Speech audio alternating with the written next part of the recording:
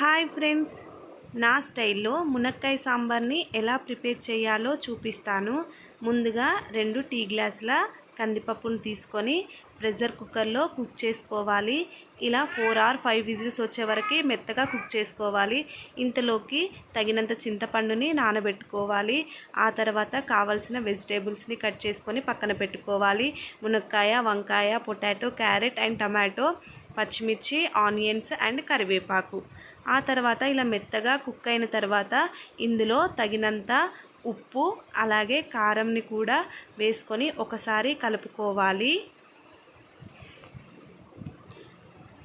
ఇలా కలుపుకొని ఇందులోకి మనం ముందుగా నానబెట్టుకున్న చింతపండు గుజ్జుని ఇందులోకి యాడ్ చేసుకోవాలి.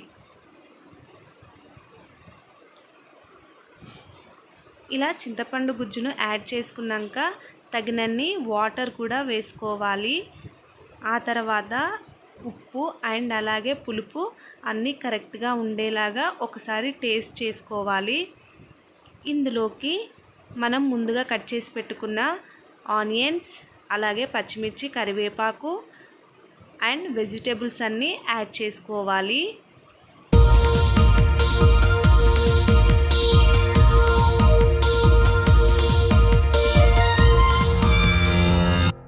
తర్వాత కొంచెం పసుపుని కూడా యాడ్ చేసుకొని మూత పెట్టుకొని 25 or 30 minutes అలా కుక్ చేసుకోవాలి.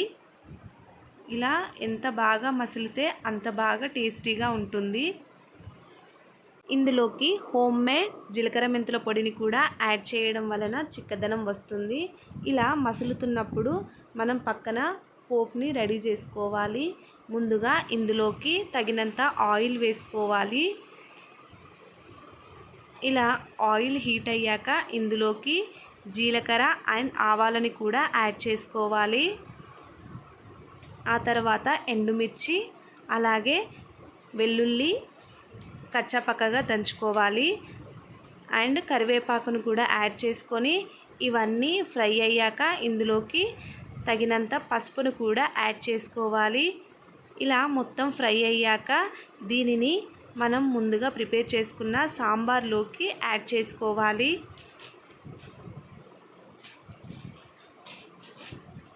సో ఇలా యాడ్ చేసుకున్నాక మూత పెట్టుకొని 5 or 8 minutes అలాగా మళ్ళీ ఒకసారి కుక్ చేసుకుంటే సరిపోతుందండి.